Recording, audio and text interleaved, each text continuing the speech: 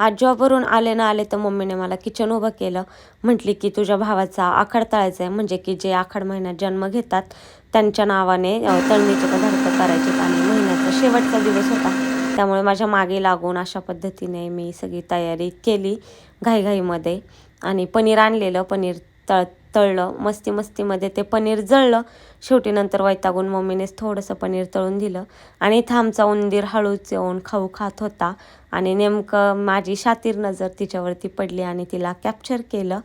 नंतर पनीर जाळले होते, त्यामुळे मम्मीने रागारागात स्वतःच हातामध्ये घेतलं तळायला आणि छान पद्धतीने तळून दिलं. तोपर्यंत इकडे वरणाला छान अशी दणदणीत उकळी आलेली.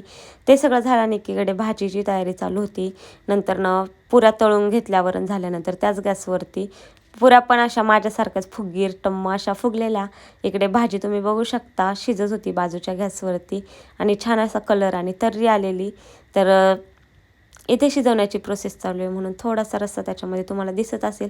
हे सगळं करून मी वैतागलेली, कारण की मी आलेली जॉबवरून आणि मला लागलेली भूक. तर मी इथे मस्त चहापुरीवर ताव मारला आणि फायनल रिझल्ट जेवणाचा असा काहीसा आहे. आय होप आजचा व्लॉग तुम्हाला आवडला.